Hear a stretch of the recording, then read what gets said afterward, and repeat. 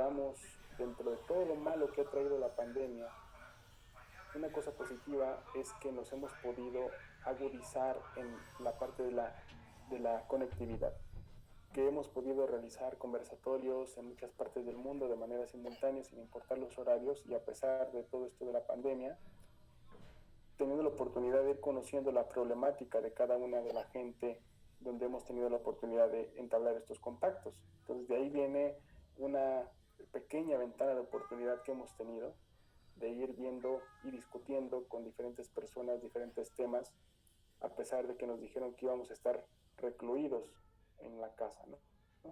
Ahora, con lo que veíamos, ¿no? La casa, con todo lo malo de la pandemia, la casa que se ha convertido en todo, ¿verdad? La casa se convierte en oficina, se convierte en prácticamente en un mercado también, todo nos llega a domicilio, ¿verdad?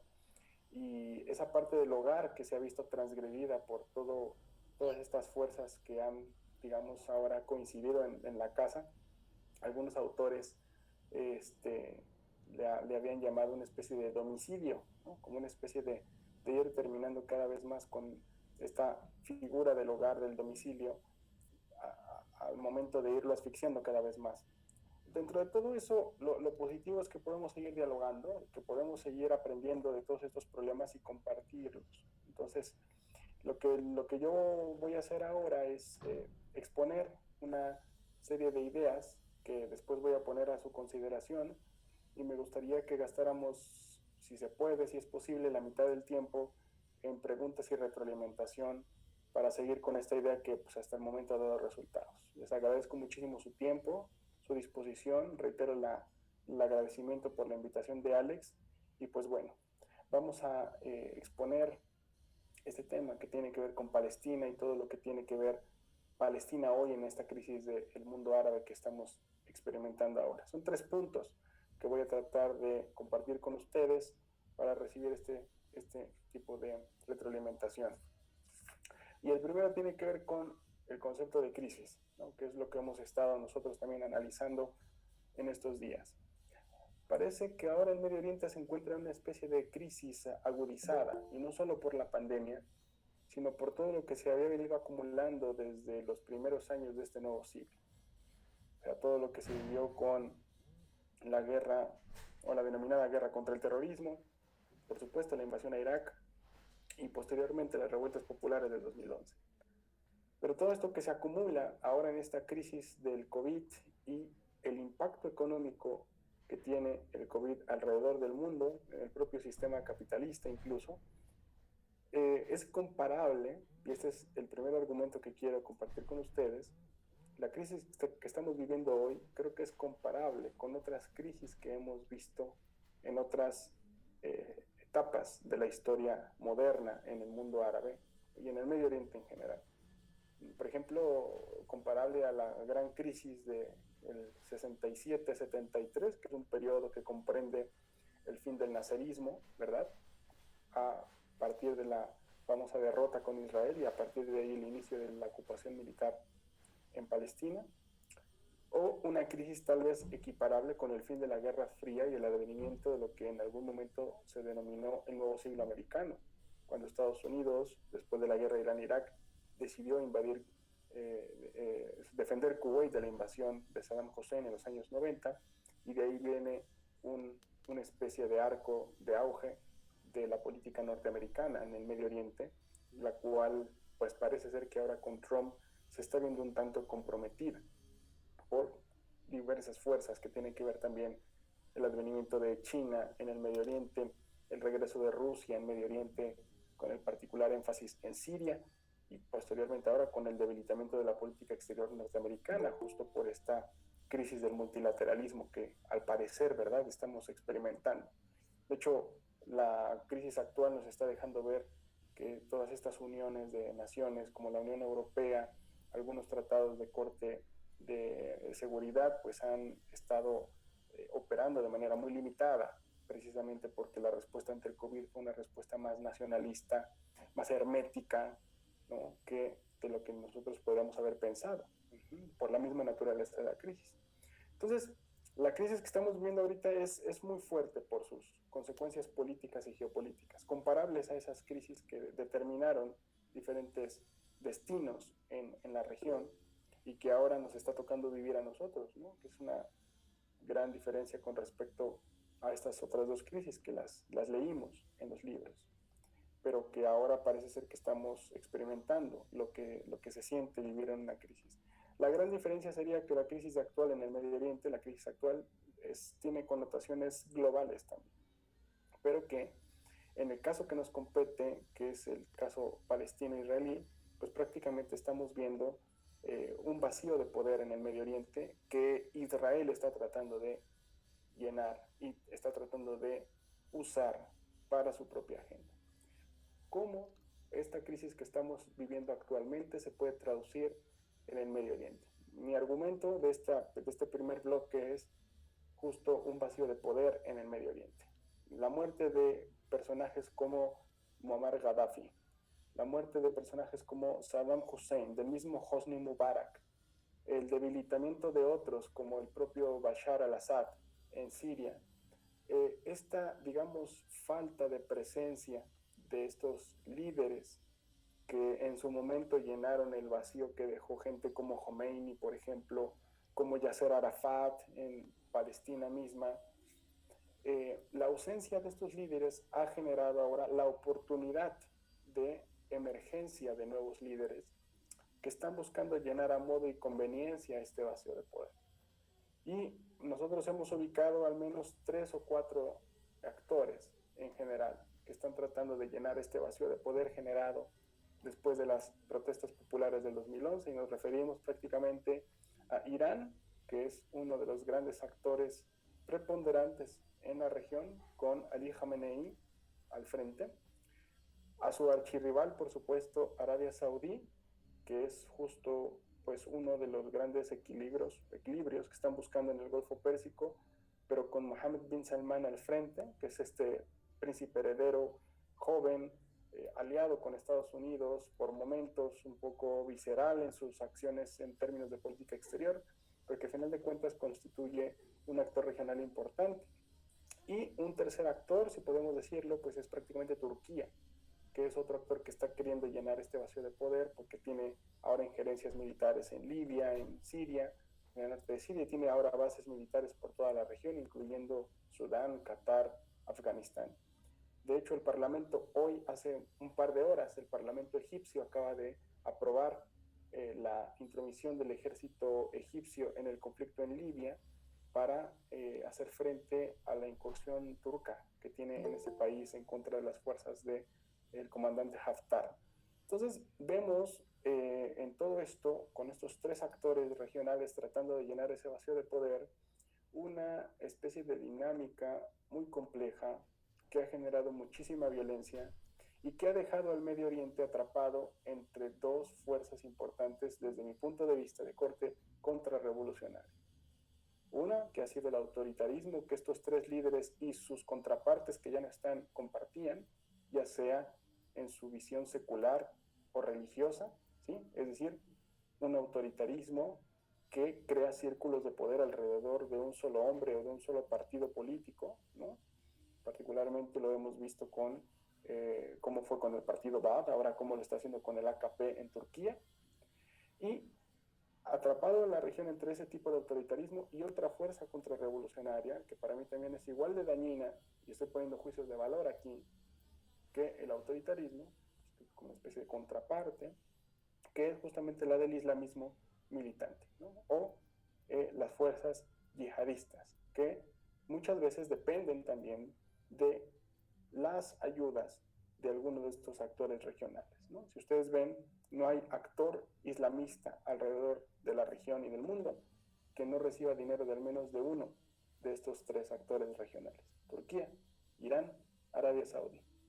Y por supuesto, en todo este escenario regional que nos compete y nos interpela, además del COVID, además del impacto económico, de las, digamos, grandes repercusiones geopolíticas y humanitarias que esto ha traído, tenemos la ocupación israelí en Palestina. O sea, como telón, ¿no? Como escenario de fondo, tenemos este escenario, digamos, de dinámica de conflicto, y en él un elemento más que es el de la colonización. ¿Y cómo se insertó en esta crisis? Es lo que estamos tratando ahora de analizar, es justamente con una alianza sui generis, que fue el advenimiento de Donald Trump a la presidencia de Estados Unidos con Benjamin Netanyahu, que en su, digamos, camino propio, lo que intentó hacer es quedar en la historia de Israel como el primer ministro más longevo, que ha logrado más éxitos que ningún otro primer ministro, incluso más allá que el propio Ben Gurión, y hacerse una leyenda de sí mismo que pueda quedarse grabada en la historia, como cuando aquellos líderes autoritarios llegan al poder y no pueden dejarlo en el Medio Oriente. La llegada de Trump y de Netanyahu, que por cierto estaba experimentando muchas crisis como el resto de los otros dictadores también en el Medio Oriente, cada uno de estos líderes tiene grandes amenazas en su interior en términos políticos por una oposición muy fuerte y muy crítica de su forma de gobernar. Netanyahu estaba teniendo muchísimas acusaciones por corrupción y también por desvío de fondos y una serie de elementos que lo llevaron a un juicio que está llevando actualmente hoy en día. Claro, el gran punto con el que Netanyahu intentó impulsar la agenda de ocupación y de asfixia de Palestina en esta crisis que estamos tratando de señalar, pues ha sido justamente la del plan de anexión. Y ese es el segundo punto que quiero abordar después de esta introducción. Pues el plan de anexión ha sido como la llave, con el beneplácito de la administración Trump, para impulsar, ¿sí?, la agenda israelí en términos de asfixia de los palestinos, que implica básicamente la anexión de la zona que seguramente ustedes conocen como la zona C de Palestina, que se encuentra en Cisjordania, y que esta zona implica prácticamente apoderarse de todo lo que es la tierra palestina sin dejar frontera justamente con lo que es hoy en día el reino de Jordania. El plan de anexión fue visto de buena manera por la administración Trump, por su yerno Jared Kushner, por el embajador de Israel en Washington y el propio embajador norteamericano en Israel, y que viene a ser la cereza en el pastel de toda esta crisis, que ha sido una continua en la administración Trump. Y lo enumeramos para que haya un ejercicio de memoria aquí y se pueda hablar un poco de esta agudización de la política israelí en el Medio Oriente en el 2020, en medio de esta crisis del COVID y de todo lo que eso significa. Recordemos que ante el advenimiento de la administración Trump, el primer viaje de Estados Unidos al exterior fue a dos países importantes, Arabia Saudita e Israel. Esto constituyó para muchos analistas un intento por parte de Israel de acercarse cada vez más al mundo árabe a través de Arabia Saudí y de Emiratos Árabes Unidos, para empezar un proceso que muchos analistas, incluso en Al Jazeera, como Marwan Bishara, llaman el proceso de normalización de las relaciones de Israel con el mundo árabe. Esto implicó, por ejemplo, el cambio de la embajada norteamericana de Tel Aviv a Jerusalén, reconociendo supuestamente la administración Trump a Jerusalén como capital indivisible de Palestina. Si no mal recuerdo, esto también implicó la reducción y después la cancelación de fondos para la Agencia de Naciones Unidas para los Refugiados Palestinos, en donde Trump prácticamente pues quitó el dinero. Primero amenazó a Mahmoud Abbas de ser un poco más abierto a las políticas israelíes con este plan que ya se estaba barajando tras bambalinas, después de lo que se conoció como el Pacto del Siglo, ¿verdad? Y ante el rechazo de Mahmoud Abbas y de otras personas cercanas a la Autoridad Nacional Palestina, incluso en Hamas, pues pudimos ver también ahí una especie de castigo por parte de Donald Trump a quitarle este tipo de recursos. Recordemos también que Estados Unidos e Israel salieron de la UNESCO al criticar al organismo de ser muy pro-palestino, en esta ya conocida estrategia sensacionalista de Donald Trump por atacar a los organismos multilaterales que no estén de acuerdo con sus formas de ver el mundo y con su política exterior. Si fuera poco, hace unos meses también Israel se autoadjudicó los territorios conocidos como los Altos del Golán, y el primer país que, digamos, apoyó esa acción en términos públicos y que no hizo ningún tipo de crítica en ninguna instancia internacional de corte jurídica o política, fue justamente Estados Unidos. El único país donde Donald Trump es visto como la gran estrella, como un héroe nacional, como un aliado en términos políticos y geopolíticos en todo el mundo, con todo lo que significa Donald Trump en su política exterior hoy en día, es Israel. Ese país es el único donde ustedes van a ver espectaculares con imágenes de Benjamin Netanyahu y Donald Trump dándose la mano, impulsando lo que para ellos en su concepción de este gran acuerdo del siglo, o ahora visto como el plan de anexión, es la paz, su imagen de paz para el Medio Oriente. Claro, el gran problema que hemos tenido ahora frente a toda esta crisis es que cuando llegó el COVID, pues ya prácticamente la gente empezó a olvidarse de los temas de agenda importantes en términos de lo que estábamos viendo antes del COVID, es decir, febrero 2020, marzo 2020, y la mayor parte de la opinión pública nos empezamos a preocupar por la enfermedad y por cómo ir como conteniendo a la enfermedad. Pero la agenda siguió avanzando a tal grado de que en plena pandemia se anunciaron estos planes, se anunciaron las intenciones por parte de Netanyahu de hacer esta anexión, que después se echó un poco para atrás, pero con lo cual, digamos, se agudizó esta agenda. Netanyahu en este momento estuvo muy cerca de perder la reelección con Benny Gantz, ¿sí? De hecho, hubo una serie de 3, 4 elecciones en donde no se podía formar un gobierno de coalición, un gobierno de unidad para formar al gobierno del ganador, a tal grado que Netanyahu y Benny Gantz tuvieron que ir a Washington para entrevistarse con Donald Trump, y después de ahí, pues, negociar un acuerdo de coalición que prácticamente fue el que detonó todo este plan de anexión. Y hay que decirlo de alguna forma, ¿no? En estos momentos no es romantizar la estrategia de resistencia palestina, que ese va a ser el tercer bloque al que voy a llegar, sino hacer claramente un análisis realista de lo que esto significa en la crisis que estoy comentando. La pregunta, de acuerdo con Marwan Bishara, no es si Israel se va o no a anexar los territorios de la zona C de Cisjordania que ha estado amenazando hacer. La pregunta es cuándo lo va a hacer, porque Netanyahu tiene sus propias intenciones para hacerse de esos territorios, y Benny Gantz tiene las propias.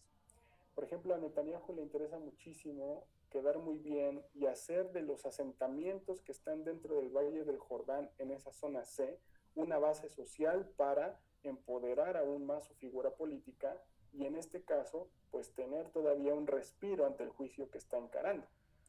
Mientras, por otro lado, Benny Gantz tiene intenciones de hacerse de este territorio de la zona C de Palestina, pero para quitarle las fronteras y cualquier tipo de entrada a un futuro Estado palestino, que hasta estos momentos el único respiro territorial que tenía pues era prácticamente la frontera terrestre por Jordania, que atravesaba este famoso King Hussein Bridge, que es como este puente que hay, este puente carretero que hay entre Jordania y Palestina, que llega prácticamente a Jericó, y que a partir de ahí tú puedes ir a otras zonas ubicadas en la zona C de Palestina, prácticamente como Ramallah, como Nablus, u otras ciudades pequeñas administradas por la Autoridad Nacional Palestina. Pero efectivamente, esto que estamos viendo en la reacción, mucha gente decía que era imposible que Israel se anexara este territorio. Entonces les digo, la pregunta no es si lo va a hacer o no, sino cuándo lo va a hacer. No es la primera vez que Israel se anexa de manera, digamos, se adjudica de manera autorreferencial territorios palestinos.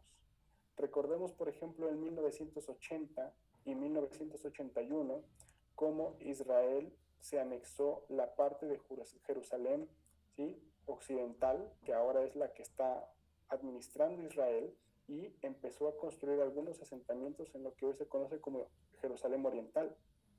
Primero, la estrategia es anunciar una especie de adjudicación de corte jurídica, violando obviamente cualquier precepto del derecho internacional, porque cuando estás en una ocupación militar es totalmente prohibido, de acuerdo con los acuerdos de Ginebra, y creo que muchos de ustedes lo saben, hacer transferencias de población.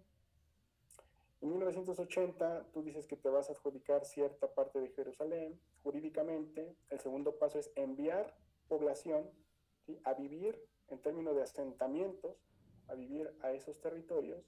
Y el tercer paso es después acompañar a esa población con militares para ir resguardando supuestamente la seguridad de esa población. Entonces, el gran problema ha sido que en el derecho internacional todos dicen que eso es ilegal y hay un consenso unánime de que todo esto es ilegal, pero nadie enfrenta directamente esta situación de manera formal. Es el gran problema. Cuando hablamos del plan de anexión es exactamente lo mismo.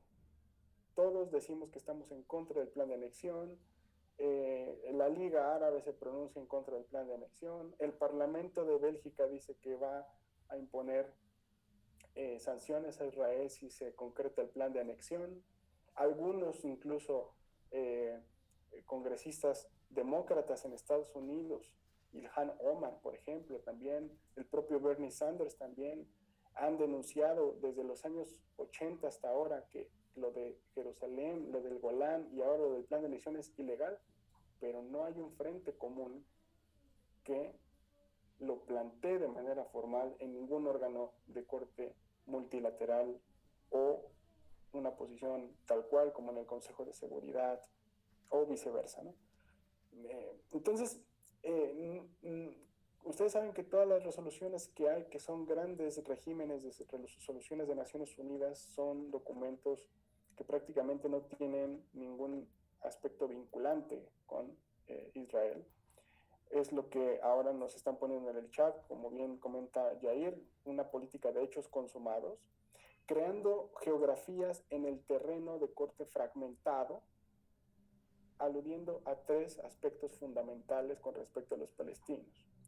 Uno, que no haya continuidad territorial con Palestina, es decir, ciudades fragmentadas, o atravesadas por el muro que ustedes bien conocen o por una serie de checkpoints. Dos, que no haya, sobre todo, una independencia de corte fronteriza con los palestinos. Es decir, que los palestinos se queden cada vez menos, ¿sí?, dependiendo de fronteras, y la única que queda pues, es Jordania, en el caso de Cisjordania, y la franja de Rafah, en el caso de Gaza, que es la única frontera que Hamás tiene ahí con Egipto. Y el tercer aspecto es hacer lo más posible para que los refugiados que viven en otros países de la región jamás regresen a Palestina, ¿no? Esa es la tríada con la que se manejan estas formas de ir anexando territorios. ¿Qué implican? No es nada más poner un muro y militares, como les digo, sino también ustedes saben que se trata de ir pues derrumbando algunas casas, habitación, derrumbando mezquitas, cambiando el nombre de las calles, lo que algunos autores llamamos en el libro de Pensar Palestina desde el Sur Global, la israelización del espacio público, cambiar el nombre de las calles en árabe por nombres en hebreo, construir más sinagogas en términos de hacer que ese territorio que está anexando Israel sea un territorio judío en la concepción de Netanyahu, ¿no? Que también aquí ustedes saben que para Netanyahu un Estado judío es un Estado democrático, pero pues, en términos generales no puede haber un Estado democrático si se adjudica o se autodenomina como un Estado judío, es un oxímoron todo eso, ¿no? Entonces, son una serie de cosas que en plena crisis del COVID están avanzando poco a poco, precisamente porque la comunidad internacional estamos preocupados y ocupados en otra parte muy importante, también importante, pero que interpela de manera más directa a la opinión pública en términos de economía, de trabajo, la incertidumbre que causa la enfermedad, si va a haber o no vacuna, si la van a sacar los rusos, los gringos, los chinos, qué laboratorio, cuándo va a llegar, cómo va a ser, o sea, una serie de cosas que están ahí en la agenda, pero que tras bambalinas, ¿sí?, están siendo ocupadas por ella. ¿Cuál es el tercer punto que quiero abordar para ir a sus preguntas? Pues justo el del título de la charla, ¿no? Potenciar la importancia de la resistencia palestina. Es verdad que si yo estoy diciendo que la crisis actual se parece a la crisis del 67 por las implicaciones geopolíticas, quiero recordar que en el 67 hubo una fuerte crítica por parte del intelectual marxista Sadek al-Azam a los propios árabes después de la derrota del 67 contra Israel. La pregunta que hizo Sadek al-Azam fue, ¿qué hicimos nosotros? En su libro Self-Criticism of the Defeat, una autocrítica de la derrota del 67, que fue justo terminar ya de hacer solamente un discurso en donde los culpables siempre sean los otros. ¿Mm? O sea, no quiere decir que no sea verdad todo lo que estamos mencionando ahora y que todo lo que ha hecho Israel sea una falacia, por supuesto que es verdad, pero también es verdad que el discurso de resistencia que hemos puesto siempre en el otro, en Israel, en la ocupación, y en Estados Unidos, y en las armamentistas, y en el tráfico de armas, siempre termina como una especie como si la culpa fuera solo de los colonialistas, de los que ocupan. Y desde el 67 hay una fuerte crítica también hacia el interior de los propios árabes, no nada más de los palestinos, sino de los propios árabes. Porque también se han identificado con el paso del tiempo diferentes formas en las que algunos líderes palestinos pues también han colaborado con la ocupación, ya sea por necesidad, por coerción o simplemente por deserción. La rivalidad que hay entre Fatah y Hamas, yo creo que es algo que deben de trabajar muchísimo los propios palestinos. Yo sé que no es fácil juzgar desde afuera las condiciones de una ocupación militar que viven desde adentro desde hace casi 50 años, pero también he podido escuchar voces de la propia sociedad civil palestina que llama muchísimo a terminar con esta división absurda que hay entre Hamas y Al-Fatah. Eso es algo que los palestinos deben hacer. Y reconfigurar la resistencia palestina no quiere decir dejar de criticar lo que ocurre con Israel y la ocupación y el muro y la violación de derechos humanos y el asesinato de personas de manera selectiva y extrajudicial, como lo hacen las fuerzas de defensa israelí. Hay que seguirlo haciendo. Pero también es verdad que hay otra parte en la que también hay que cuestionarnos que al mismo tiempo de esa crítica también implica qué vamos a hacer nosotros como palestinos, como personas que apoyamos al pueblo palestino en medio de toda esta crisis que acabo de mencionar y en medio de algo muy importante, de esa, sí, digamos, división que hay, y es una división muy diversa que hay entre los propios palestinos y los propios árabes, que pueden o no apoyar a Palestina. Es una división de corte, como digo, política, pero también ideológica, incluso territorial, como le hemos podido ver, psicológica, pero ahí es donde también tenemos que trabajar. Y Marwan Bishara dice algo muy interesante con respecto a esta forma de repensar la solidaridad con Palestina. Obviamente no romantizar la resistencia palestina, esto siempre lo hemos dicho, pero hay algo también importante que es, si la resistencia palestina está descentralizada y estamos divididos, eso no quiere decir que nosotros tengamos que buscar la unión de todo para ir con un solo liderazgo hacia el choque contra la ocupación. Es prácticamente imposible y sería ilusorio pensar en una forma unitaria de liderazgo, ¿verdad? Como lo dice el propio Marwan Bishara.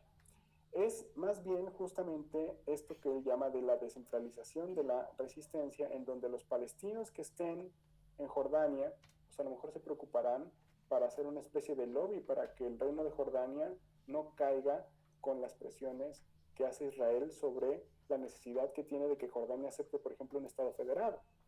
Pero esa forma de actuar de los palestinos en Jordania no va a ser la misma de los palestinos que estén actuando en el Congreso norteamericano, con Nura Erakat, con sus propios grupos dentro de Washington que tendrán otras cosas que hacer, otros diálogos que librar en medio de la misma causa que es, ¿sí?, la justicia y la autodeterminación de Palestina.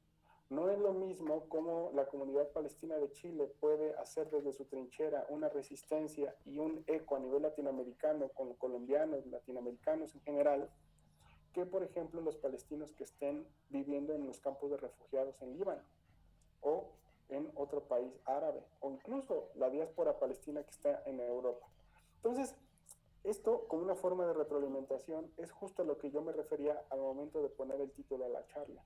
Cómo redefinir la resistencia y la solidaridad con Palestina sin caer en los mismos errores del pasado, sin romantizar, siendo muy críticos con las mismas autoridades palestinas, pero igual o más con la ocupación militar israelí. Miren, y con esto termino para sus preguntas, para que haya tiempo para hacer un diálogo como de media hora más o menos. En los tiempos en los que las generaciones de nuestros profesores, que ahora tienen 60 años, 70 años, en esa época, cuando la gente hablaba de Palestina, prácticamente hacer un evento sobre Palestina como el que estamos haciendo ahora prácticamente imposible. La gente hablaba abajo, ¿no? Palestina. No podían mencionar porque entonces era un tema como una especie de tabú, como en algún momento era hablarlo de hablar de racismo en Estados Unidos en cierta época o de apartheid en Sudáfrica. Después de tanto tiempo, ahora Palestina se ha convertido no solamente en un símbolo de resistencia global por las resonancias que puede tener en toda Latinoamérica y en muchas partes del mundo precarizado, sino que ahora Palestina no solamente se puede hablar en voz alta, sino que además se ha convertido también además de un símbolo, en una cuestión cosmopolita. Porque el palestino que está en Chile, en Madrid, en Washington, en México, en Bogotá, lleva la causa, lleva la singularidad de la causa, pero también absorbe la resonancia de las condiciones de los lugares donde resuena la voz de Palestina. En este sentido, obras como por ejemplo las que podemos ver con Elia Suleimán, la poesía de Mahmoud Darwish, la capacidad de organización que tiene el movimiento de BDS, la voz que tienen grandes palestinos en medios de comunicación como Nura Erakat, y algo muy importante, y retomo lo que decía Alex al principio, la amistad que todas estas figuras palestinas en diferentes estratos sociales y clases sociales y culturales tienen con sus contrapartes judías, ¿sí? No estoy hablando de sionismo, estoy hablando de contrapartes judías. Es muy importante para hacer en este siglo XXI, en medio de la crisis, un nuevo movimiento palestino de corte cosmopolita. Marwan Bishara decía un movimiento judío-palestino, porque también hay judíos que se están cansando cada vez más de Netanyahu y del sionismo, que es como una especie de política exclusionista y clasista dentro de Israel. Y dice, una de las estrategias más importantes para los palestinos pues es tener justamente amigos judíos. Yo digo que sí, efectivamente, pero va mucho más allá, en el sentido de que el movimiento judío-palestino por la liberación de Palestina puede ser, incluso ya lo está haciendo, un movimiento cosmopolita. Y la evidencia para mi argumento es justo lo que hacemos en las universidades, en la suya, en la mía, en varios espacios públicos, los grupos de solidaridad que hay cada vez más de jóvenes en varias ciudades alrededor del mundo, y en cada viaje que uno hace para hablar de Medio Oriente, de Palestina, siempre Palestina nos está esperando en ese lugar en diferentes formas de organización. Esa es, desde mi punto de vista, el mensaje más importante para reconceptualizar la idea de solidaridad en esta época y de construir agendas en común justo para ocupar el espacio público contra esta injusticia de la colonialidad y la ocupación militar y hacerla, digamos, cruzada con otro tipo de malestares económicos y de autoritarismo que vemos lamentablemente en otras partes del mundo.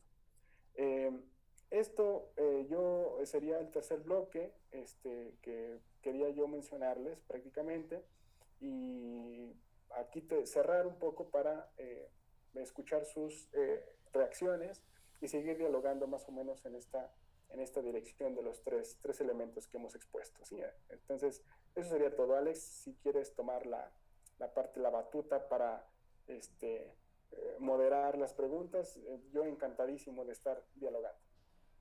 Vale, yo a usted lo conozco desde el inicio como Moisés, pero entre otras cosas, también lo he visto en varios momentos que le gusta que lo presenten como Musa. ¿Cómo quiere que lo llamemos esta tarde, Moisés o Musa? Como tú quieras, Alex. Es que Musa es mi nombre en árabe, pero la gente me dice Musa de cariño. Si quieres, dime Musa y vamos, para adelante. En efecto, es el nombre en árabe. Muchísimas gracias, Musa, por esa presentación que nos hace. Le voy a pedir a las personas que quieran participar que por favor hagan la mención vía chat para poderlos organizar.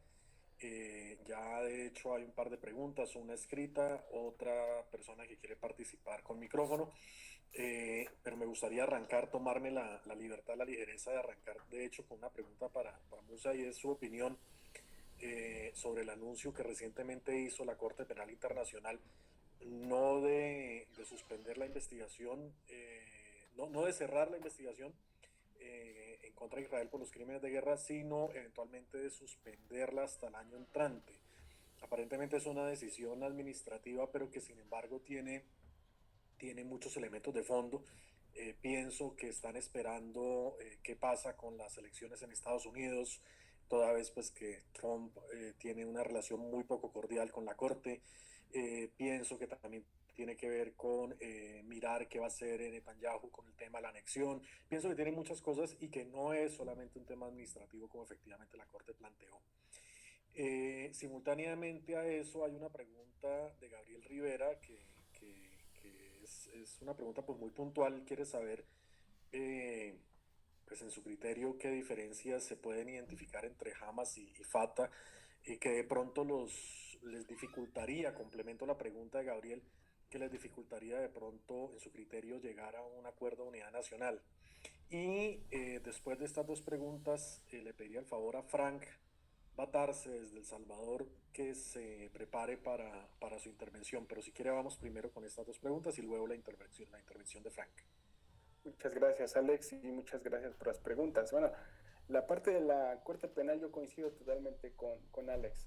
Eh, Parece ser un movimiento más político por el contexto que estamos viendo, porque si se dan cuenta, el plan de anexión ha sido como una especie hecho a la carrera, porque saben que desde que Trump tomó la presidencia en Estados Unidos, el momento en el que estamos hablando hoy es el momento en el que menos popularidad tiene desde que tomó la presidencia. Y es el momento en el que más riesgo tiene de perder la reelección, como lo muestran las encuestas. Yo también aquí veía en el chat eh, el nombre de Joe Biden, que justamente ha sido una de las figuras que ha pues canalizado cada vez más los errores de Donald Trump.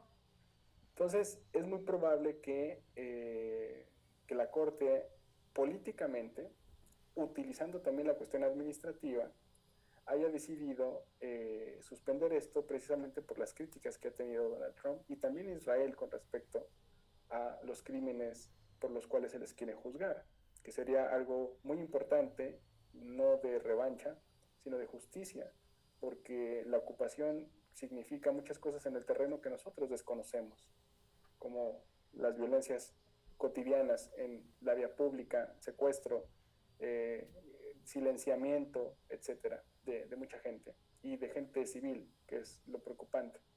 Entonces, coincido con eso, de que es una parte para ver qué es lo que va a ocurrir en noviembre.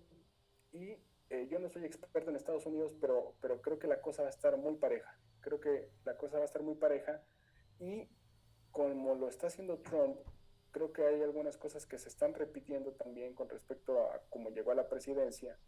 Y hay cosas que en Estados Unidos por el propio sistema político pueden ocurrir, como que Trump pierde el voto popular, pero gana la presidencia, como ocurrió justamente en la primera vez que llegó a la presidencia. Claro, hay algunas cosas que se mezclaron ahí con los demócratas y la división que hubo con Hillary Clinton y otros candidatos, pero es algo que esperar a ver. En lo personal, por supuesto que ni Joe Biden, ni Netanyahu, ni Trump tienen buenas noticias para lo que sigue en Palestina. Joe Biden a lo largo de su carrera también ha apoyado muchísimo la forma de ir asfixiando Palestina, ¿no? Tal vez dentro de Estados Unidos, ¿sí? Que ahora ya hay más congresistas demócratas que apoyan, de acuerdo con Álvarez Osorio, y el propio Farid Kahat, que lo decía también en un conversatorio hace unos días, antes no había ningún congresista norteamericano que apoyara la liberación y autodeterminación de Palestina. Actualmente hay 14 congresistas demócratas que por lo menos ya apoyan, ya es un cambio. Y si podemos situar más o menos una correlación de fuerzas dentro de la política norteamericana, creo que es el movimiento judío, ¿sí? Que en el cual estaba Bernie Sanders, que justamente criticaba muchísimo al sionismo y a las políticas militaristas dentro de Israel. No es una esperanza, pero es un cambio que hay o que ha habido en la política norteamericana. Entonces, eso lo podemos dejar en stand-by hasta no ver qué ocurre con las elecciones. Y yo creo que va a estar muy cerrado también por los propios intereses que maneja Trump. Miren, una cosa, como evidencia para mi argumento. Cuando Trump asesinó a Abu Qasem Soleimani, el líder de la fuerza Al-Quds de la Guardia Revolucionaria en Irán, yo creo que fue un movimiento muy claro que Trump hizo para ganar el favor del complejo militar industrial que hasta esos momentos no le había acompañado en términos políticos. Acuérdense que el complejo militar industrial estaba con Hillary Clinton durante la primera elección, cuando llegó Trump a la presidencia. Ahora Trump quiere ganar el favor de esto y me parece que este movimiento fue algo, además de que era estratégicamente planeado para deshacerse de este hombre tan importante y tan incómodo que fue para ellos en Siria, en términos electorales también fue un guiño de ojo para el complejo militar industrial. Otra cosa más es que las protestas que se dieron en aquel momento en la embajada norteamericana en Irak, Trump estaba muy temeroso y los políticos, los asesores de Trump estaban muy temerosos de que se repitiera el trágico suceso que Barack Obama vivió cuando se asesinó al embajador de Estados Unidos en Libia, ¿me acuerdan? En Benghazi, y lo que le costó una gran crítica a Barack Obama en términos de política exterior. Entonces Trump no quería ni sus asesores querían que sucediera y a parecer ahí están tratando de ganar cada vez más sectores, ¿no? La visita del presidente Obrador ahora trata a Trump de ganar voto latino, voto hispano. Vamos a ver si esto es posible, pero coincido con lo que dice Alex. Y lo que decían de la diferencia entre Fatah y el movimiento de Hamas, bueno, Hamas prácticamente lo hemos visto como un movimiento que llegó a Gaza por unas elecciones, sí, limpias y democráticas, pero por un voto de castigo por parte de la población palestina. Porque en aquellos momentos, en el año 2006, la Autoridad Nacional y Fatah eran muy criticados porque había habido varios casos de corrupción dentro de la ANP, en términos de que la ayuda humanitaria no llegaba a los destinos, de que había demasiados colaboracionistas, de que había gente que incluso hacía actos de corrupción con algunos puestos dentro de la autoridad para dar, sí, saben hacer pequeñas dinámicas clientelares, y la gente en Palestina se dio cuenta de esto, y las universidades fueron el punto neurálgico donde Hamas empezó a hacer propaganda y a canalizar ese voto de descontento contra la ANP. Entonces, no es que los palestinos se hubieran convertido en islamistas militantes o pro-iraníes en ese momento, sino que fue un voto de castigo que canalizó bien Hamas, y a partir de ese momento, pues el costo fue el embargo, ¿no? O sea, prácticamente Hamas es un movimiento de corte islamista que quiere un Estado islámico y que tiene políticas un poco de más fricción con Israel, y la Autoridad Nacional Palestina pues tiene prácticamente el heredera de esta política nacionalista de Yasser Arafat, que busca la reconciliación, en algún momento buscó la solución de la famosa solución de los dos estados, ¿no? Y que después de los acuerdos de Oslo pues se constituyó como una vía para alcanzar la resolución del conflicto. El gran problema, yo creo, y esta es una opinión propia, es que a pesar de estas diferencias políticas y de modelo, en el momento en el que surge la diferencia y la división, los dos se debilitan, porque cuando le pide Israel, en algunos raros momentos que se han sentado en mesas de negociación a la ANP, la primera condición para la ANP siempre es deshacerse de Hamas. Incluso hubo una especie de guerra entre ellos, una guerra civil. Entonces, ese es un gran problema. lo que decía Alex, las formas en las que tenemos esperanza de que haya un acuerdo de unidad nacional son realmente terribles, porque cada uno de los movimientos, tanto la ANP o Fatah como el movimiento Hamas, siempre utilizan el acuerdo como una herramienta política para ganar base social, para acallar las críticas que ambos tienen en sus respectivas zonas de influencia. Y al final, pues esos acuerdos de unidad nacional nunca llegan a nada, porque ya que calman la crítica social dentro de los propios palestinos contra sus propios líderes, entonces vuelven otra vez las trivialidades. Y ellos, lo puedo decir de manera crítica y abierta, pero han vivido también del conflicto. O sea, jamás recibe dinero de Irán, la Autoridad Nacional Palestina canaliza la ayuda humanitaria internacional, y ahí hay una zona de confort que mantienen y que tratan de mantener a pesar del conflicto, con lo que el aletargamiento del conflicto también beneficia a estas élites, ¿no? Entonces, ahí es peligroso también romantizar todo esto y exigir como comunidad internacional que los palestinos, en términos de líderes políticos, también hagan su trabajo, ¿no? El gran objetivo y el gran, digamos, compromiso que tienen los líderes palestinos es con su pueblo palestino. Y eso creo que es más claro que el agua. Sí. Vale, Musa, muchas gracias. Vamos con la participación entonces de Frank. Les pido el favor a las personas que van a hablar, perdón, en consideración al invitado que tiene muy poco tiempo, y de hecho creo que solamente hasta las 3:15 nos puede acompañar, que puedan ser lo más precisos del caso. Entonces, Frank, lo escuchamos, vamos a una nueva ronda de preguntas, y la doctora Sonia Martínez, después de la ronda de preguntas, también intervendría. Frank, no le oímos.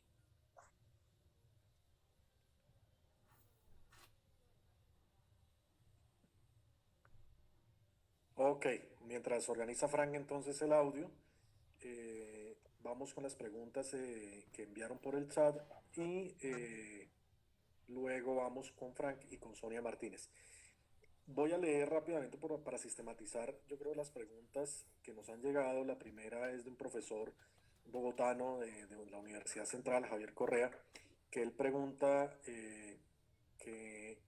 pues efectivamente el tema palestino es un proceso global, que no vale la pena hacer acciones aisladas, que se puede hacer desde América Latina, pero de pronto complementando un poquito la pregunta de Javier Correa, en ese sentido México tiene una experiencia muy interesante en acciones desde la sociedad civil. ¿Cómo sería esa experiencia mexicana? Eso por un lado. Por otro lado, María Alejandra Suárez hace una mención a la manipulación mediática, ¿no? Y en ese sentido trae a consideración el hecho de estos días con Google y Apple a propósito de los mapas. Entonces, que si esa es un episodio más de la estrategia de desinformación, o se trata de una nueva etapa de pronto para invisibilizar el tema palestino. Muy bien. Y cerraría con Andrés Leonardo Torres, que pregunta que si Rusia ha tratado de tomar alguna posición de compromiso favorable a Palestina, o que si es solamente un tema como decimos en diplomacia, de abrazos y saludos y nada más. Serían las tres preguntas, y cerramos con Frank y con la doctora Sonia. Muchísimas gracias por sus preguntas. Vamos a empezar por la de acciones aisladas. Bueno, es que yo solo diría que las acciones aisladas no es lo mismo que las acciones descentralizadas. Yo no mencioné las acciones aisladas como estrategia, sino más bien acciones descentralizadas en el sentido de que hay algo que es justamente el horizonte de la justicia y la liberación y la autodeterminación palestina. Ahora, hay un dilema ahora que tiene que ver con esto. Por ejemplo, mucha gente ha estado pensando ahora si es tiempo de renunciar a la cuestión del Estado, porque en términos de lo que hay en el terreno, hemos visto que es prácticamente imposible constituir un Estado palestino, considerando el muro, los asentamientos, la imposibilidad de conexión entre Gaza y Cisjordania y la política canibalista cada vez más aguda de la ocupación israelí y de la gente que le apoya, prácticamente la administración Trump. Entonces ahora el debate radica en ver si realmente estamos todavía en posibilidad de pedir por un Estado. Prácticamente la solución de los dos Estados se ha visto muy criticada en los últimos años y ahora la solución de un solo Estado laico, democrático secular, puede ser una de las opciones más plausibles para hablar de una garantía de derechos. Pero también está la situación de separar la cuestión del Estado y de velar por una cuestión de derechos plenos para toda la población que vive ahí, independientemente de cómo se llame ese Estado. Derechos igualitarios, que es lo que se está clamando, hay que ver también desde dónde vienen estas voces. Toda la gente que ha hecho ahora gala de música palestina, el propio Mohamed Asaf, que proviene de esa misma generación, está mostrándonos que la gente en Palestina que está pidiendo por una reformulación de la resistencia, pidiendo solo derechos, sin importar si hay o no Estado, pertenece a una generación diferente de la generación que manejó y dirigió la tesis de, primero la fórmula de los dos Estados y luego la fórmula del Estado secular. O sea, para que me entiendan, son dos generaciones que han estado pidiendo cosas un tanto diferentes, pero bajo la idea de que hay una necesidad de autodeterminación palestina. Las viejas generaciones, por decirlo de alguna manera, siguen insistiendo en el Estado, en la división de poderes, en volver incluso a las fronteras del 67, y los jóvenes ahora cada vez están haciendo cada vez más acciones descentralizadas, intermitentes, pero muchísimas a nivel internacional, para tratar prácticamente de que se les reconozcan los derechos, de que tengan una vida digna, un trabajo y de que Palestina exista sin mencionar el Estado. Es el dilema que estamos viendo actualmente y yo lo que diría es que todo suma, ¿no? Todo suma. Lo descentralizado no es lo mismo que lo aislado. Las acciones aisladas serían que estuvieran desconectadas totalmente de cualquier ámbito. Y aquí lo interesante es que lo que se hace en América Latina, lo que se hace el BDS en México, que sería un poco la experiencia que hay aquí en México de las más fuertes, tiene resonancia con el BDS que hay en Londres. Lo que hablamos con colegas como Alex, como Papé, como Dabashi, como los propios palestinos de Nablus, Abu Hishleg, etc., tiene resonancia cuando convive en la esfera pública. Y lo voy a conectar como evidencia con la pregunta de los mapas. Yo creo que es muy importante que nosotros articulemos esas acciones aparentemente aisladas. Esa descentralización nosotros tenemos, yo creo, por cuestiones de ética y de apoyo con la causa palestina y con otras causas de injusticia social, creo que es la misión de articular esto en el debate público. Uno entra a Facebook, a Twitter, a las redes sociales, a Google, y hay una cantidad de propaganda más que en la época de la propaganda televisiva y de los medios de comunicación periódicos que todavía gobierna Israel, ¿no? Ahora hay más desinformación, hay más fake news, hay más riesgo de caer en la desinformación y en la confusión. Y creo que es una obligación por parte de la gente que estamos pendientes de este tipo de cosas, de articular todo lo que se está viendo en varias partes del mundo y de ponerlo en el espacio público. Porque si nosotros no tomamos el espacio público, entonces los bots, los Fox News y otras cadenas, que cada quien ahora tiene su propia cadena televisiva para dar a entender su discurso público, van a tomar ese lugar. Entonces, yo no puedo determinar lo que las voces palestinas dicen a través de CNN, de Press TV, de los iraníes, o de Al Arabiya, de Arabia Saudí, o solo de Al Jazeera, de lo que me diga Qatar. O sea, aquí tenemos que hacer un ejercicio de articulación, de reflexión, de lo que ahorita estamos haciendo, ¿no? Un poco de diálogo, para realmente alimentar nuestras fuentes de las voces de la sociedad palestina también, ¿no? Que es muy importante, sus intelectuales, sus universidades, sus tanques de pensamiento, su sociedad civil que es vibrante y que nos enseña muchísimo. Y en ese sentido nosotros a veces nos convertimos como una especie de escribas, ¿no? Y entonces, como decía la compañera que preguntó sobre los mapas, es muy importante señalar que esto que están haciendo Google y otras compañías de borrar Palestina del Internet, pues se revierta, porque estamos entrando justamente en una etapa de digitalización de la vida cotidiana y profesional. Ahora, a partir de lo que pase con el COVID, con o sin vacuna, las redes sociodigitales, las computadoras, los dispositivos, estas chunches, se van a convertir prácticamente en el medio por excelencia para la comunicación. Y tenemos que tener presencia, y creo que es una obligación hacerlo, y creo que por eso se trata más de un cambio, digamos, tecnológico, y no solo de una ocurrencia a través de borrar el nombre del mapa, ¿no? Creo que es más importante y coincido con la colega que nos hace este planteamiento. Creo que hay que estar en el espacio público y ahora nos guste o no, Internet es esta semiósfera que puede ser lo que uno quiera, ¿no? Puede ser un espacio, una ventana de oportunidad o una gran arena de paja en donde nos podemos perder fácilmente, ¿no? Entonces ahí tenemos que tomar la situación con seriedad.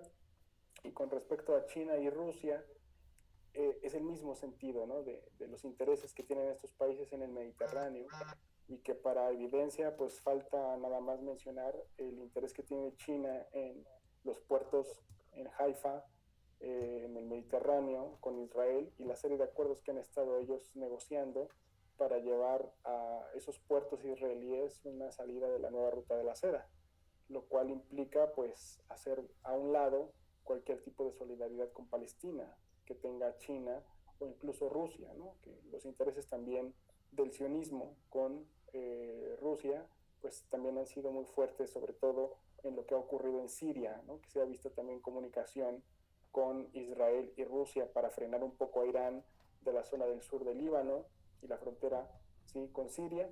Y bueno, esa comunicación nos deja claramente que antes de hablar de un tipo de solidaridad con Palestina siempre van a estar por delante los intereses políticos y geopolíticos de las potencias, ¿no? Entonces es triste, pero creo que mi respuesta sería pesimista con respecto a esto último de China y de Rusia. No se han posicionado ni se van a posicionar de manera tajante, más allá de una retórica vacía de respeto al derecho humanitario y de victimizar a los palestinos, que generalmente es lo que pasa en este tipo de circunstancias. Vale, Musa, muchísimas gracias. Vamos con Frank, que creo que ya arregló su micrófono. Frank, buena tarde, ¿cómo van en El Salvador las cosas? Seguimos.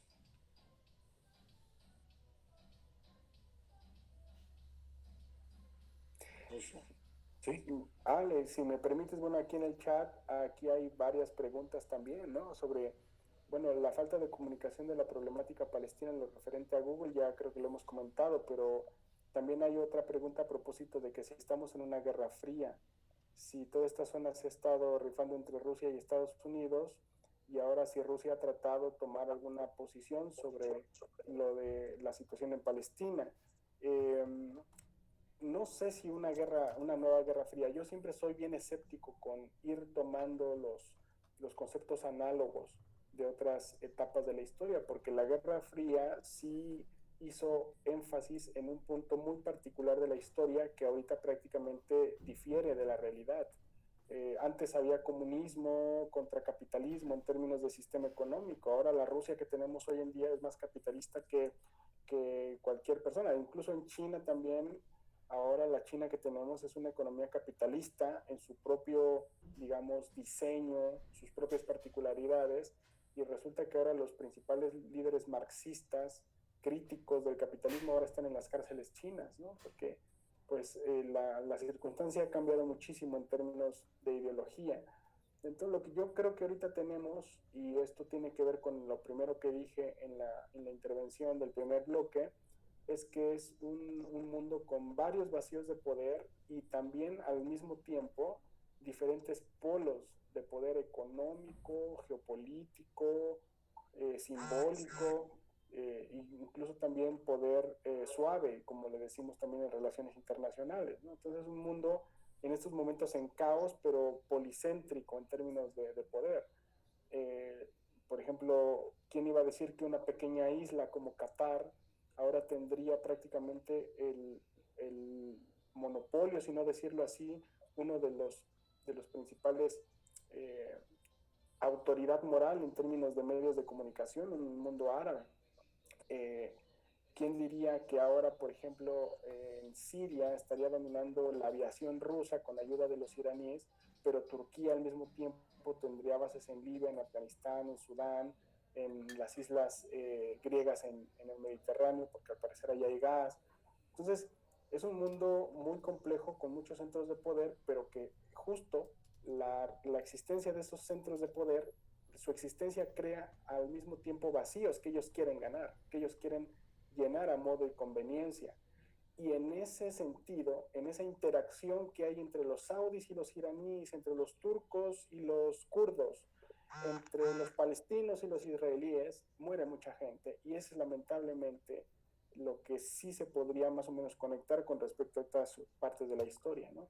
La muerte de civiles, la precariedad, la migración y los problemas de la juventud y el desempleo, las nuevas formas de violencia ahora con trata de blancas, el aumento de las drogas, el aumento de la violencia digital también, que esto podría ser una evidencia de este mundo múltiple, de múltiples polos de poder, ¿no? Eso sí, yo le podría decir a Andrés Leonardo que hizo ese comentario.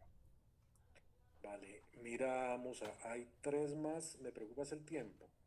Vale, Eh, vale, la hacemos y si quieres, querido Alex, con eso podemos cerrar con esas preguntas con muchísimo gusto. Listo, perfecto. Frank, que definitivamente el audio no le funcionó, él pregunta qué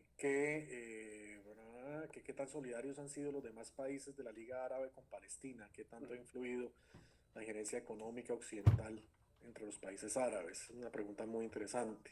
Ujú. Julián Esteban pregunta algo que de hecho yo también tenía en mi mente, y es, la pregunta de Julián es que si hay alguna relación entre el caso palestino y el pueblo kurdo, pero incluso sería también interesante poner en perspectiva la pregunta y es mirar si en el caso ya de los dos estados, pues esto ya con las intenciones israelíes prácticamente desaparece la opción de los dos estados, pero ante la opción de un solo estado, si de pronto esa sombra de una kurdización de los palestinos, me refiero a que cada uno quedaría o una pequeña parte dentro de Israel y los otros regados por sus vecinos, tomaría un camino muy similar a los kurdos, de pronto, no sé.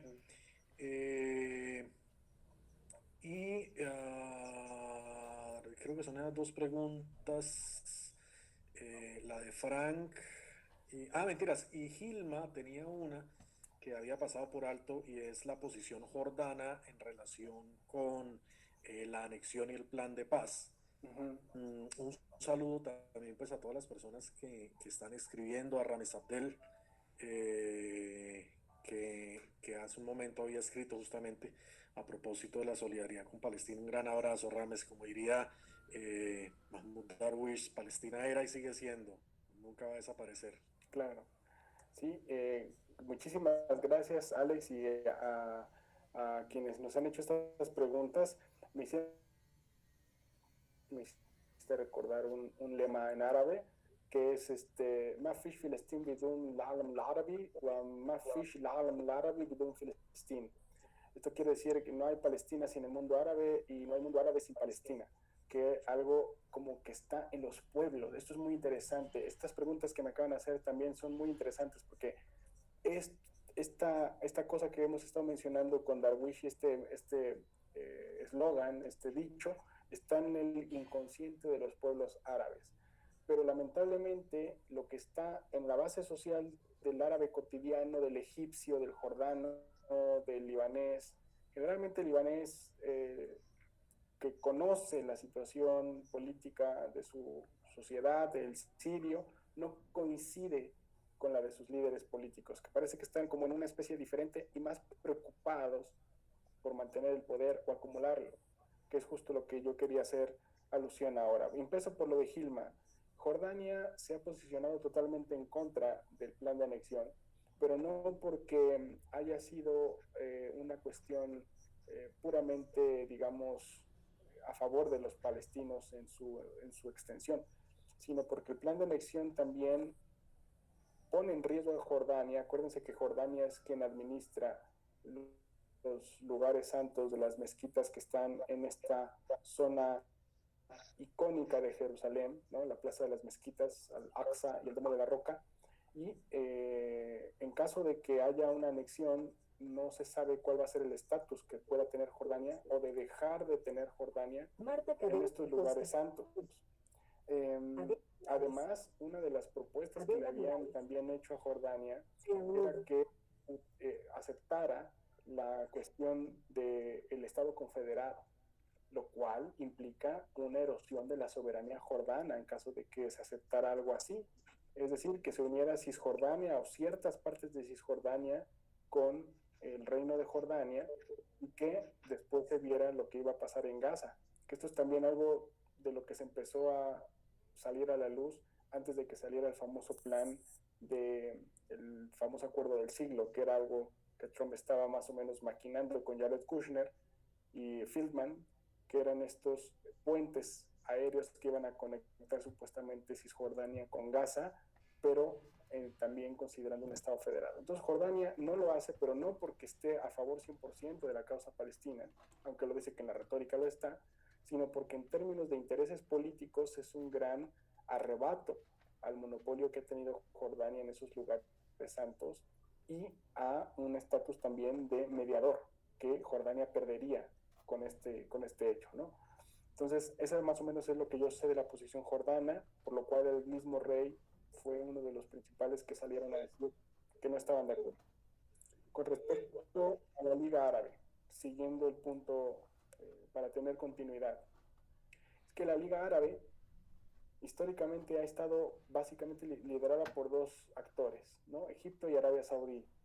Y ahora, en esta crisis que acabamos de mencionar en la exposición, Arabia Saudí y Egipto tienen una relación muy fuerte a partir sobre todo del derrocamiento de Mohamed Morsi, el líder de la hermandad musulmana en Egipto, y el advenimiento del actual presidente egipcio, Abdel Fattah al-Sisi, que llegó al poder con ayuda económica, militar y geopolítica de Arabia Saudí y Emiratos Árabes Unidos. De hecho, ahora hay estudios cada vez más en los centros de estudios del Golfo, en la Universidad de Qatar, que hacen alusión a cómo el Reino de Arabia Saudí dio dinero para que Abdel Fattah al-Sisi construyera un programa de vivienda para que la gente que hizo posible la manifestación de Tahrir tuviera que decidir si seguirse manifestando o ir por prácticamente un crédito para tener una vivienda de las nuevas que se construyeron con ese dinero saudí.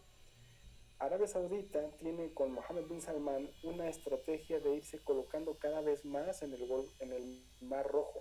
Y para hacer válida esta estrategia necesita muchísimo a Egipto para consumar esta estrategia y hacer del Mar Rojo una extensión que compense todo ese poder que ha perdido Arabia Saudita en el Golfo Pérsico gracias a la cercanía que tiene Irán, Qatar y Turquía después del bloqueo que hubo de Arabia Saudita contra Qatar en el 2017. Entonces, esa dinámica geopolítica no nos permite que lo que la Liga Árabe dice al respecto de Palestina realmente se traduzca en un apoyo político, económico a favor de los palestinos, porque los intereses de Arabia Saudita y de Egipto se sobreponen a esta situación. El ejemplo más claro de esto es el programa que tiene Arabia Saudita para hacer de su Agenda 2030 la ciudad de lo que ellos denominan la ciudad del futuro, que se llama Neom Mustakbal, la ciudad del futuro. Y Neom es un proyecto que se está haciendo con ayuda de Egipto, que por cierto donó unas islas, Tirán y Sanafir, a Arabia Saudita hace un par de años, y con comunicación con Israel para hacer de Neom la península del Sinaí con Sharm el Sheikh, Tierra Santa con Israel, y todavía Egipto, del otro lado del Mar Rojo, con la tierra, ya saben ustedes, del Nilo y todo lo que tiene que ver con el Egipto antiguo, una zona de potencial turístico para VIP people, como le llaman, totalmente ambiciosa para 2030. Este proyecto se llama NEO y es un proyecto que incluye una estimación de inversiones de 500 mil millones de dólares. Dígame si esto va a ser menos que un posicionamiento claro de Arabia Saudí en la Liga Árabe. Bueno, por supuesto que no. Ahora, también hay que decirlo que para hacer matices, en Arabia Saudita no es lo mismo la opinión del rey Salmán que del príncipe heredero Mohammed bin Salman. O sea, el príncipe tiene una política un poco más cercana a Israel, más de normalización, de negocios, de hacer esto que les digo de neón, mientras el rey, que ahora pues, no gobierna, pero sigue siendo el rey, ¿no? Es decir, sigue manteniendo un discurso como más retórico de apoyo a Palestina, pero el peso que tiene en la política nacional pues ya no es tan grande como lo que está haciendo ahora Mohammed bin Salman con Emiratos y con el mismo Donald Trump. Entonces, esa es la diferencia. En la Liga Árabe puede salir el rey a hacer una declaración, una declarativa a favor de Palestina, rechazando el plan de anexión como lo hizo, pero en el terreno, en la práctica de los acuerdos, de los negocios, el cierre de algunos contratos, se ven cosas totalmente diferentes a lo que se puede decir en este tipo de organismos, ¿no? Con lo cual, me pesa mucho decirlo, pero la Liga Árabe, pues, no ha servido para mucho en términos de la ayuda a Palestina, más que para hacer este tipo de declaratorias retóricas que no se traducen en absolutamente nada. Con respecto a lo de Palestina y los kurdos, bueno, hay que matizar, porque hay diferentes movimientos kurdos. Una es el movimiento kurdo del GRK, que está en Irak, en el norte de Irak, y que fue auspiciado por la administración estadounidense de George W. Bush cuando invadieron Irak desde el año 2003 hasta hoy, que con el liderazgo de la familia Barzani se constituyó como un estado, digamos, no como un estado, como una región autónoma que aspira a tener un estado. Eso es lo que es el GRK, el gobierno regional del Kurdistán, y diferenciarlo de los kurdos que aspiran a tener una autonomía en el norte de Siria y el sur de Turquía, que son el movimiento, digamos, que se conoce como el confederalismo democrático, liderado por el PJ, el PYD, ¿sí? PYD, el partido de Rojava, que es este movimiento que aspira a tener una autonomía de autogestión, que intenten separarse de Bashar al-Assad, pero también de Turquía, pero que actualmente, al tiempo que estamos hablando nosotros, están experimentando una invasión del Estado turco que desde el año pasado ha estado limpiando todo el norte de Siria, y digo limpiando, que es un término fuerte, porque empujaron a todos estos kurdos que aspiran a tener ese movimiento autónomo al sur, a la zona de, seguramente ustedes habrán oído hablar de esa zona, es la zona de Deir ez-Zor, donde estuvo antes Daesh, en medio del desierto sirio, casi con la frontera con Irak, para hacer del norte de Siria, dicen los turcos, un corredor donde puedan ellos retransferir a la población refugiada siria que salió, ¿se acuerdan de los refugiados sirios? Bueno, 4 millones están en Turquía y ahora Turquía quiere repoblar a esos refugiados en el norte de Siria. Entonces, es una dinámica diferente. Yo veo que los kurdos en algún momento tuvieron que aliarse con Estados Unidos. Se aliaron con Donald Trump cuando el Estado Islámico irrumpió en toda esa zona y los kurdos del norte de Siria tomaron armas de los Estados Unidos. Ahora después los traicionaron y ahora están a merced de las fuerzas turcas. Pero yo veo que es una dinámica totalmente diferente. Sí se constituye como un movimiento muy atractivo por su ideología, por la forma en la que está replanteando, por ejemplo, lo que ellos llaman la ciencia de las mujeres, la genealogía, pero yo lo veo de una causa muy diferente con los palestinos, porque yo veo con los palestinos todavía una fuerte esencia de corte nacionalista, a pesar de que ya hablemos de diferentes generaciones. Creo que el nacionalismo palestino es algo muy arraigado en el inconsciente, en la práctica popular, en el arte, en el cine, en la política.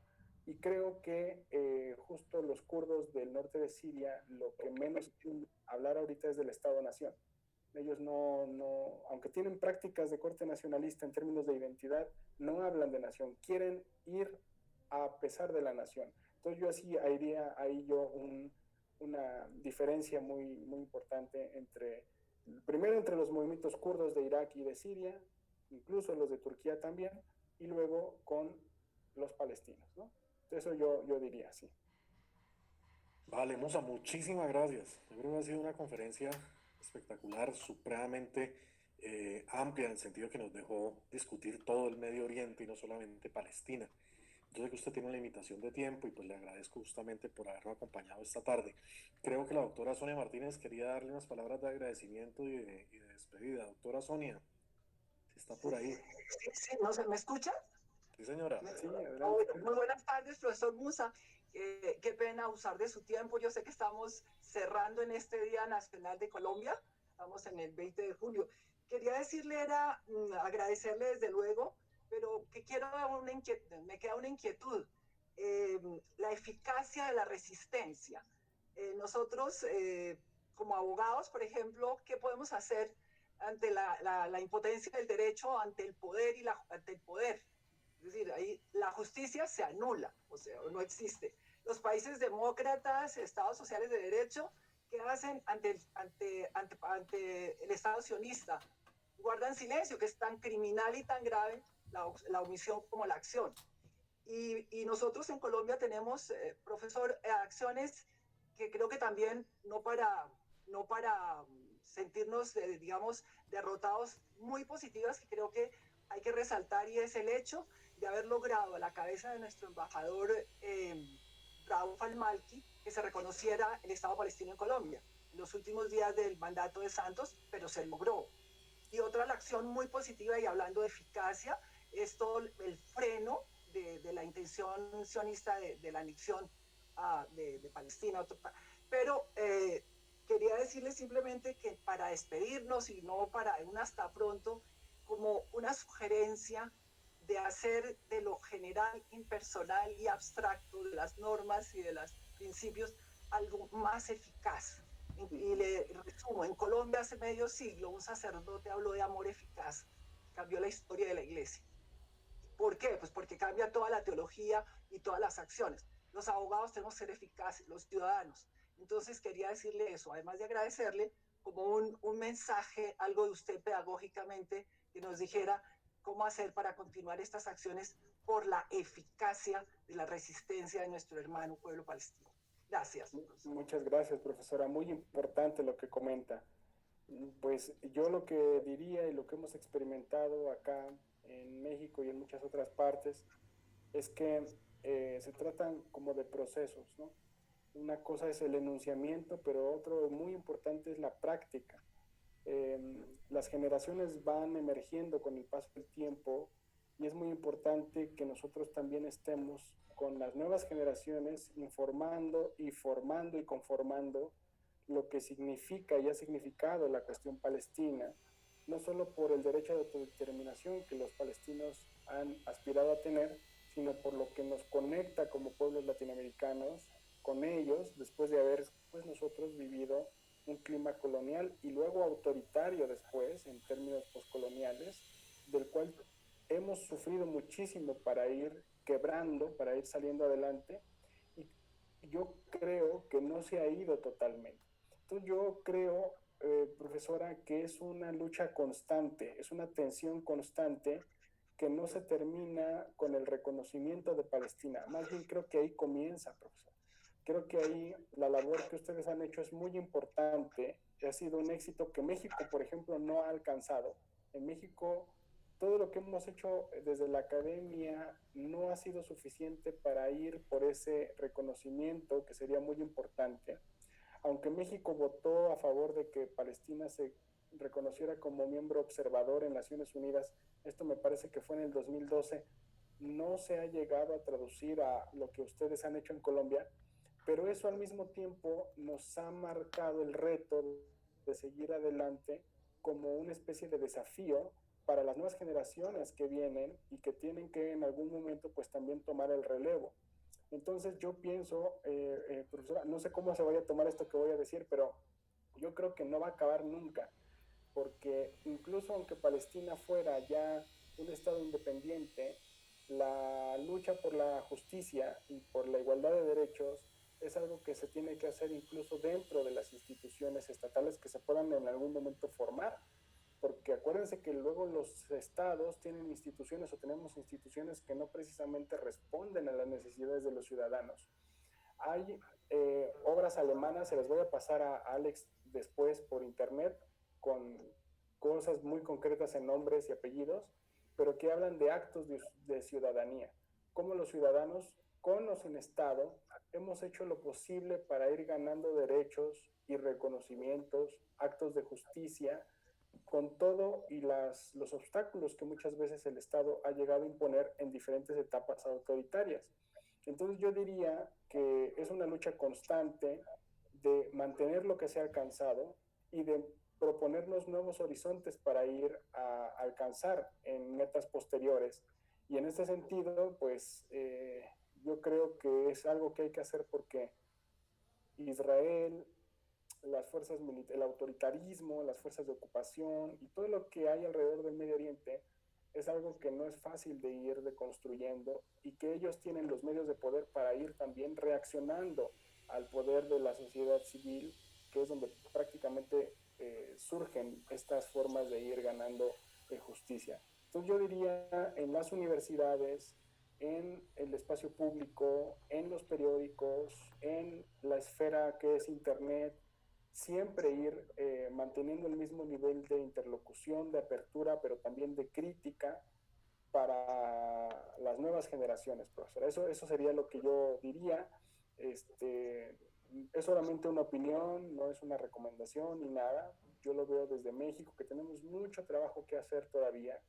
La desinformación es mucha, los actos, como usted bien comenta, de cuando el poder se impone a la justicia y a la ley, son cada vez más frecuentes y creo que ahí radica justo en evitar esas revueltas del poder, esas pesquisas del poder y de tratar de conectarnos con esas y otras causas también, ¿no? Entonces, yo solamente diría esos comentarios, profesora, porque no es fácil hacer lo que uno hace desde la academia, desde las clases, desde su propia trinchera, pero más difícil es mantenerlo y ampliarlo con el mundo como está.